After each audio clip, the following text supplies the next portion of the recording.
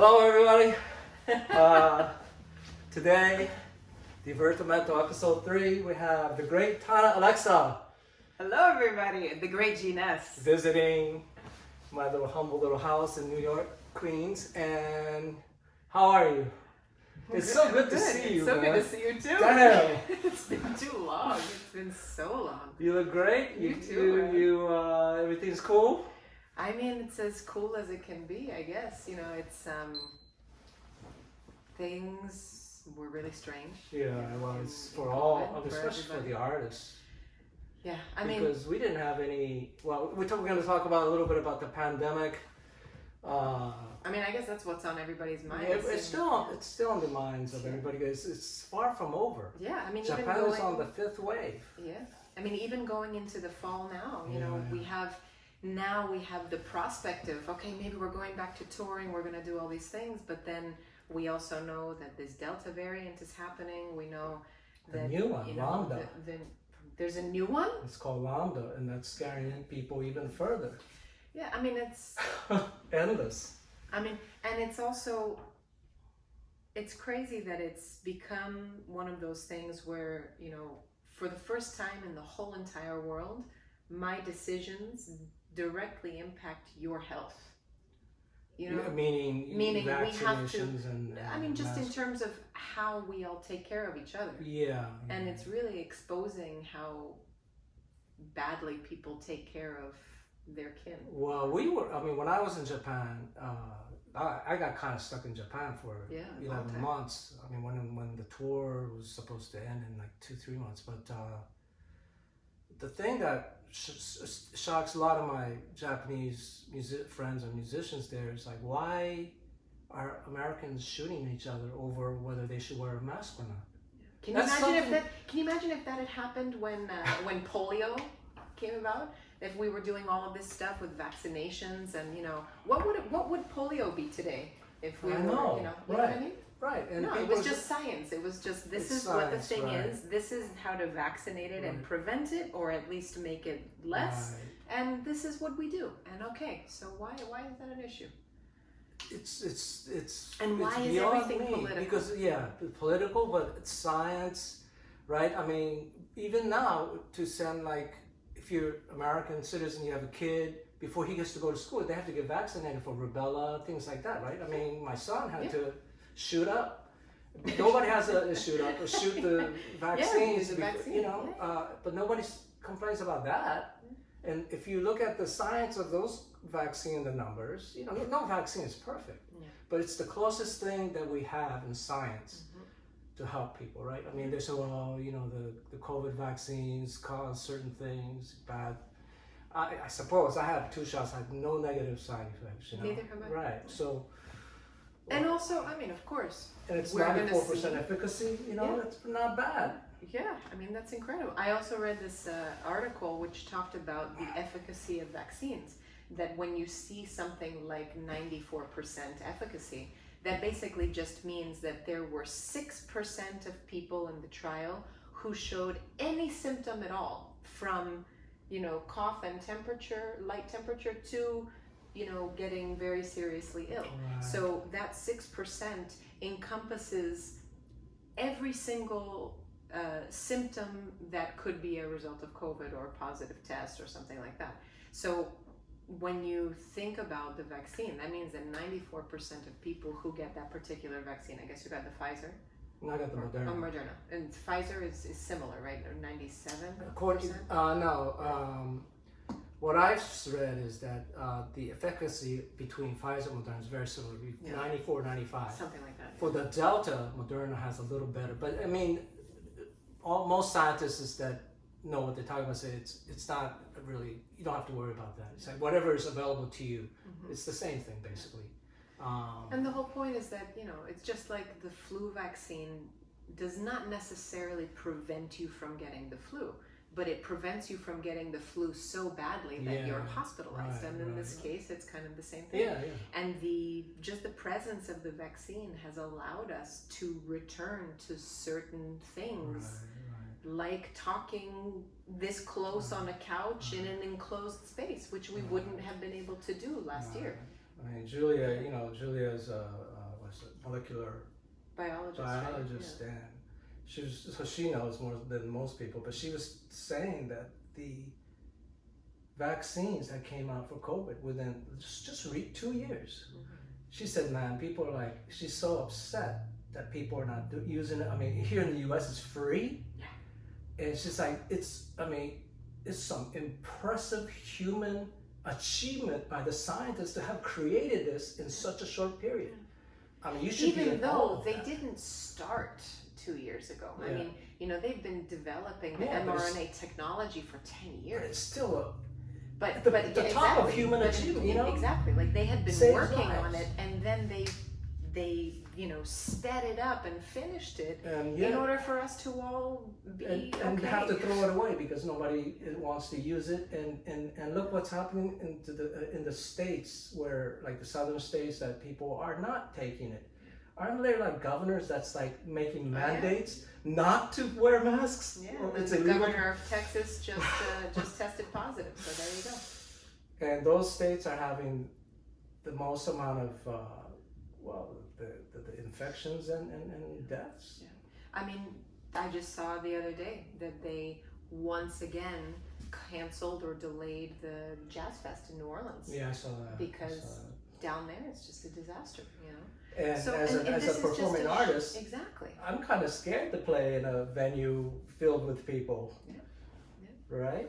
I mean, who are not vaccinated. That's right. And who may be, exactly. At this point in time, so I mean, I have to protect myself and my family. Even in Japan, there were gigs that when the Japanese government put COVID emergency, the clubs didn't close, and there were some musicians that, for whatever reasons, kept on playing. But I took the month of February, it got really bad in Japan. I didn't want to do it because people are not vaccinated. This year or this year? Before I came back in this June. So vaccination, I think. Well, I recommend everybody to go get it. Yeah, me too. It's also, this is a thing that has had such a negative impact on the arts and culture. I mean, on everything. Like I left last year to the United States, and U.S. was already in a lockdown. Yeah. So what did the musicians do while there? I guess not every musicians have the economic or savings or whatever to kind of. Did the government give out money? Yeah, there were, I was on unemployment for a long time. Oh, so we were all on unemployment, but also the amount of unemployment that we were getting was, not enough to survive either, especially in a city like New York. Oh yeah. If anything, this was also a really good lesson for any independent artist on. You have to prepare for the worst. You have to save. You can't you can't live a life where you make only the amount that you need to survive every month. Because if something goes wrong, because if something goes wrong, and that's not just for artists, for everybody. You need to have some kind of security to protect you. Cryptocurrency. Oh God. That freaks me out. I have some man, Gene Jackson. Cryptocurrency and the whole virtual reality. There's all these. There's so much stuff to like. So many things. They did the first NAMM show in this year. It was completely virtual reality. You had an avatar and you went in and looked at the tables. It's just crazy. But this was a really good lesson, I think, especially for artists, especially artists who live in New York, who go from gig to gig, and just to save, because if.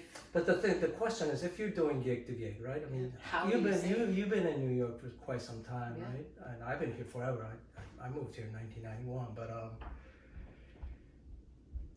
just by like I know some. Well, we all know some big time musicians, and that they make their living solely by touring, record dates, and gigs. Yeah. But we know the situation in New York gigs here. I'm talking mostly in jazz. I don't know too much about the pop thing here, but you can't really save, Yeah. right? Because how do you do that? I mean, I know some of my younger musician friends who are really good here. Some they moved back to like Portland or wherever, and they're living with their parents. Yeah, a lot of we know a lot of people that left New York. A lot of families that went back to wherever they're from, or went to live with the in-laws, or just got out of the city because it was cheaper. You know, your money gets you further, and it also made us think a lot about do we want to stay in New York, and do we want to go somewhere where we're going to have a better quality of life and stability. With the money that we have that can get us further and to get us a better life. Do we want to walk out of our house and always freak out that the city is so expensive, or do we want to also, I mean, it's also a psychological thing that so many years of worrying and counting and it's just it also gets to you. So I think it made a lot of people think, myself included. And I mean, I think with saving, I think the number one thing is that you should not live beyond your means.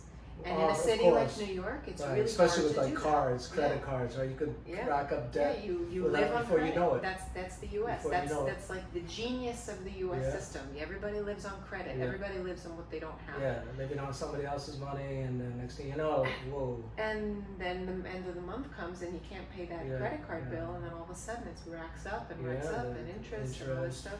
So I think number one is that we all have to learn how to live within our means, and that's hard when you're a jazz musician living gig to gig, and when you're living in a city like New York. But I feel like no amount of saving is too little. Like if I make $100, I'm gonna put away 20%. That's a good idea. Or just $20. Just like I just put it away, and I won't touch it. That money is like it doesn't exist. And then after a year of doing $100 gigs, let's see how much I have, that is there, almost as if it doesn't exist. That's really hard to do, but I feel like it's important. Like every bit of money that you make, we've got to put a little to the side, because this is exactly the situation that showed us that we just don't the know. government didn't. And that's the thing, is that we're not going to be the ones that get bailed out. And even with like you mentioned unemployment before, that's only if you have like maybe like a job teaching at a school, or I mean, nobody's going to give you unemployment if you're just a full-time jazz gigging person. No, I mean that was the good thing, is that they did change that, so that you could you could as an independent contractor, as a freelancer, you could collect unemployment. Right. So a lot of us were doing that. Oh, that's very helpful. That's at least something. But then when it was this catastrophic event globally and also in the States, there are also a limited amount of funds that are available for unemployment. So at a certain point, I mean, I remember it was last July where everybody was getting there was pandemic pandemic assistance, and then there was the regular unemployment, and most people were getting 2 checks, and then it rounded out to about, I don't know, $600 or something like that. A week or something like that. But then the money ran out, and it went from $600 to $150 a week. And who can survive on $150 a week in New York City? That's impossible. Yeah. I mean, if that's all that's happening, then you're gonna have to. So so I think just in terms of a strictly financial planning situation, it made a lot of us think about that. Which, but when you're historically, an artist, so many musicians don't, right? I mean, I mean, we're like it's we're good improvising through life, It's good that I mean, you seem to have your thing on. Well, you've always been a mature young woman. Ever since I met you, we've known each other for almost 10 years, maybe. That's that fast. 2012. Maybe even, was it 2012? Yeah, because our first record was 2013. Yeah, that's right. We did our first gig, but I thought our first gig was like 2000. No, maybe that first Shapeshifter gig was 2012. 2012. So you have your head together. Not every musician I know do so. They kind of live on the whim. I mean, it's rough. on the and they improvise. It's true. They as you said, they improvise through life. We'll figure it out. But I think financially, everybody has to have something in order to, right? And also, you know, You have to thorough compose that part of your life. Yeah, exactly. Have But a you're strategy. also different because, you know, you come from a different perspective because you're also coming from the perspective as a husband and a father. Yeah. Where, you know, if you don't make that money and can't make the bills, you know, if you're alone, that's one thing. But then when you have two other Sure. people that you have to think about, that's another thing. So I think a lot of the musicians that, at least of our friends that have families and that had, you know, parents that were depending on them and things like that, you know, it just made us think a little bit more. And also I think it for everybody, not just musicians, it kind of redirected this idea of what's important. You know, I mean, obviously our music and our creativity and our creative output is really important, but also just like the health and well-being of our families and being Absolutely. together. And, Right. and Health it must is- have been really hard for you to be away for so long. I mean, interesting and good and exciting. Yeah, you know in what? one hand, What was but one? also, I mean, but I think so. But with was it FaceTime Yeah.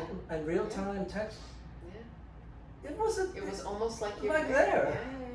Yeah. I mean, I mean, that aside from the time change, time difference, it wasn't all that. But then again, it depends on like my son's 18, he's an adult. He doesn't talk. Even if he's here, he doesn't talk to me that much. I'm kind of ignored. I'm like whimpering. Come on, son, play, papa, play with papa. It's like. Yeah. Don't worry, you'll be cool one day, and he'll just be like, "Can we please hang out?" Oh man, this is like a dagger in my heart because he used to be following me around. You remember when we first started playing 10 years he ago? was so little. He came to all our gigs. It's so cute. Oh man, now it's like stop coming to the gigs. Doesn't say much. But that's also a phase. Yeah, But you know what it did for artists, this thing also. I mean, I can only speak for myself. It was rough, you know. Yeah. To Well, also, there's 'cause, also you know, isolation, right? the isolation, you're exactly. You're at home more. Mhm. So. I mean, the isolation is great when you're in a mode of creativity that Right. requires you to isolate, Right. when you're composing or when Right, you're right. producing or something like that requires you to be alone and in front of the computer or the piano or guitar or whatever, composing.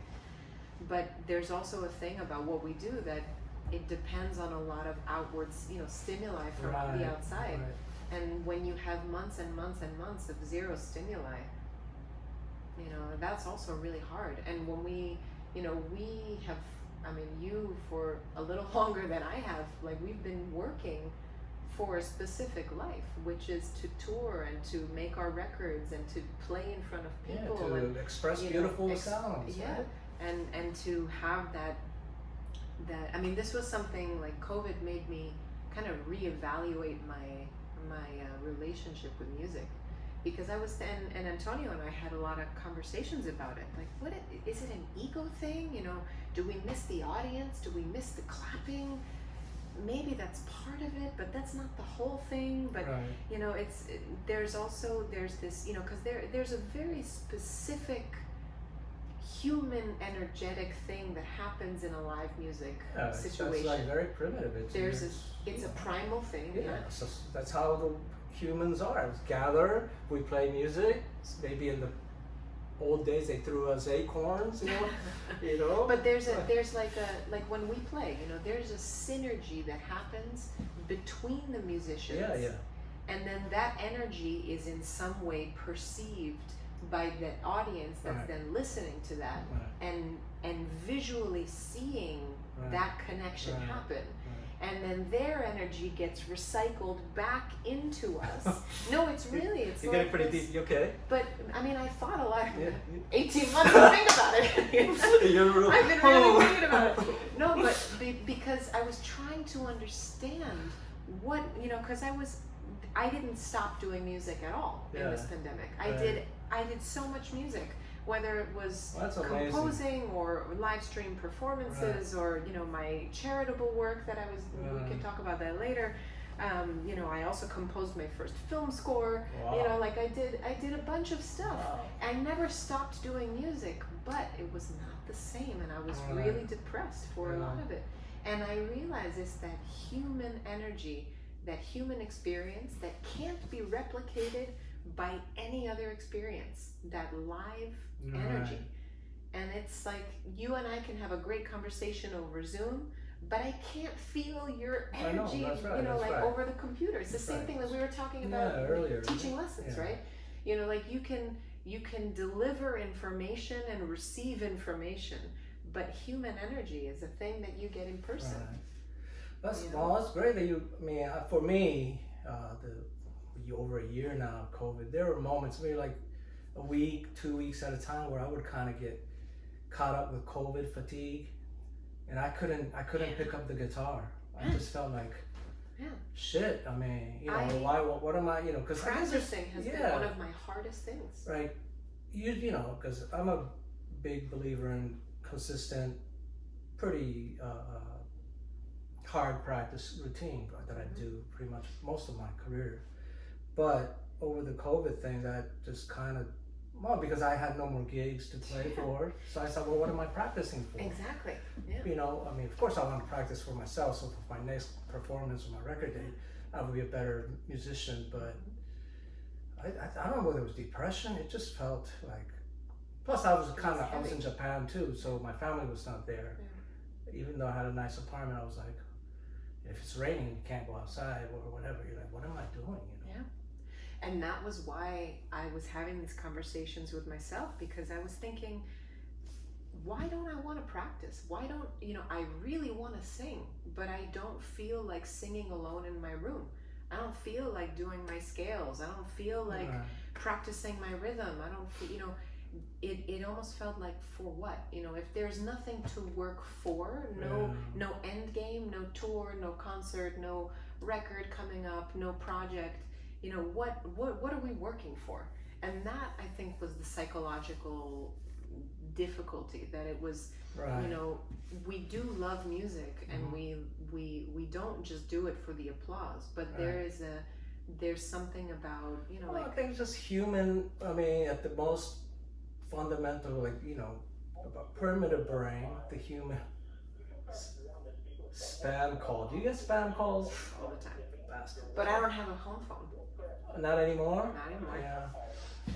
We don't use it. I don't know if I remember them. But I mean, like, human beings require, well, just as much as like we require like compassion, care, love, right? Somebody told me that years ago that like human beings at this point in time have built up so much infrastructure, have spent so much money to build these organizations, infrastructures to heal a bodily injury or sickness or of the body. But we all know that the soul or your heart, it can be injured too through traumatic things in life. And almost to the end, it just comes to the fact that in order to heal that, there's things like psychology and and mental health kind of things, but I read a doctor that said really, when it comes down to it, the only thing that can heal a broken heart is the heart of another stranger, right? So love, right? Whether it's your husband or your wife or really. And I found that to me, I found that to be quite a pretty insightful statement, because you could do, drugs and all that kind of stuff to help with your emotions or whatever, but in the end, having people that love you, recognize you, doesn't judge your shit, those kind of things are very helpful. And unfortunately, there are a lot of lonely people, especially in Japan. I found that more so than here. I don't know why that is. Maybe that's why there's a high suicide rate. I don't know. I mean, maybe there's just, I don't know. I mean, it's so hard to know. I've only been to Japan a couple of times. One of them was with you. Yeah, when did we go? 2018? 18? Was it 19? 17 or 18? I think 18. I think I went 17 with Antonio's band, and then 18 with you. Yeah, 18 it was we April, kind of played, we played around a little bit, 2 weeks or so. Yeah, people remember you, and when we're right there, say, "How's Thana doing?" You know, with these guys. That was such a fun time, and just to experience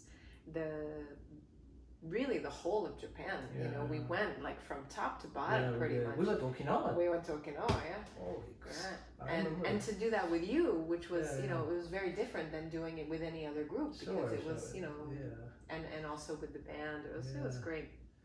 But you know, that's the other thing is that you know we're so used to going away and experiencing people and places and it was just that like I missed that stimuli, you know, that connection with people. Hopefully and that's it'll why, come back soon, no? Yeah, I mean, I think it's starting to come back. Is New York starting to open? I know I see like 55 bars. Yeah, 55 bars doing stuff. Here and there. Yeah. They're requiring full vaccination cards. Right, it just started yesterday in New York City. Where you got to carry the card around, or can you have a photo? You can have or like a QR code on your you've got an app or something. You've got different things. So but venues require that for both musicians events, and the employees and the customers. Exactly. Yeah. That's good. Yeah. So it's going to open up. And also for restaurants too. They're going to start. I saw that. Yeah. I mean, I just hope that the interesting thing was seeing what people did with this adversity in front of them. You know, how they continued to connect with people, how they continued making music. You know, in the beginning when we thought that this was only going to be a couple of months. Oh yeah, I had no. Yeah, we were so young then. You're so young and innocent. I said, shit. I said, well, it'll be over. I said, oh man, it's February. Yeah. Oh, it's happening here in January. Let me book the tour for June.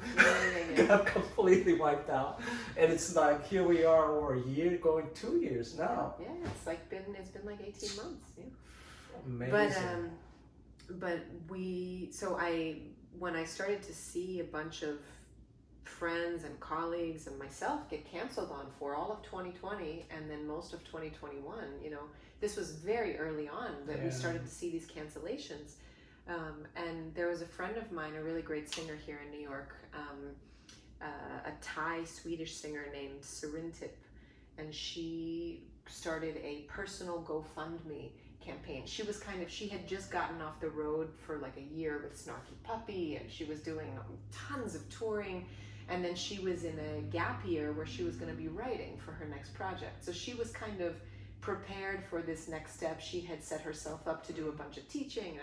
So she decided to put together a personal GoFundMe to raise money for, you know, she said, this year for my birthday, I'm going to raise money for all my friends who got canceled on. You know, thinking it was only going to be a month or two. Right. And then a friend of hers, a great saxophonist here in New York named Owen Broder, he knew her and said, hey man, you know, I had this idea about, you know, like putting together some kind of a festival to help raise money and and she said, you know, my friend Thana, she's done some stuff with nonprofit organizations before and maybe she could help. And so the three of us got together virtually. I had never even met Owen, and in 3 weeks we created what became Live from Our Living Rooms, and that was a virtual fundraising initiative that we did for. So you would so we basically did. The band performed in the one living room, or did musicians in different? So it was. Oh, so you had to kind of sync it. In the very first one, we did people that were living together, that were in their own bubble, could perform together, but you couldn't get together with people that you weren't living with because it was the beginning. It was very bad. It was dangerous. But we had, you know. The thing is that we wanted to raise as much money as possible. So we thought we got to go to the biggest names as possible. So we were like, man, nobody's working. Let's just hit up Chick Corea, see if he's down. And he said yes. So we had Chick, rest his soul. We had, you know, Christian McBride. We had Linda Mekan-O. We had Becca Stevens, Joe Lovano with his wife Judy Silvano. We had, you know, it was an amazing festival with 7 days. And we created an entire virtual thing. And, you know, this was still when nobody's internet was good. Everything was pixelated. It was just like, you know, everybody was just doing. We had Bill Frisell. It was our most unbelievable performance. the internet wasn't working, it was just like a disaster. And in the end, he played solo to his computer with the computer microphone, and 4,000 people watched this thing live around the world. It was just amazing. And there was an unbelievable thing of people coming together, and it was just amazing. And in that first week, we raised over $60,000 for musicians in New York. So we ended up doing 3 series. The second series, we partnered with the DC Jazz Festival, and we presented their summer festival on our platform. And then the third thing that we did was like a virtual jazz camp in the summer, last summer, with evening performances and stuff. So altogether, through those 3 series, we raised, like over $150,000 for musicians, and we were able to help over 100 musicians by giving grants. At this point, we did both relief grants, just like giving money to people who needed the most, and financially. And then we also did performance grants, where basically we said, we'll give you this money and you organize a virtual concert of your own, just to like keep the creativity going, keep people playing. That's great. I mean, so you stood in the forefront and kind of led the charge. So yeah, I mean, and the thing is that when you said the thing about not being able to play, like in that moment, I couldn't sing, I couldn't write, I couldn't, like the creativity and the way that I am used to it was not happening for me. So I used my creative mind in a different way and helped other people create, it was just, and then it opened up a whole new world to this, this organizational stuff and being on the side of the booker and the organizing. Just a little, you've talked about it. I mean, the logistics that's a lot of work. It was a lot of work. That's just, I mean, just even setting up like, not even if you have all the technology, it's still hard to make it all come. Completely. Kudos to you, my lord. Thanks. Woo! But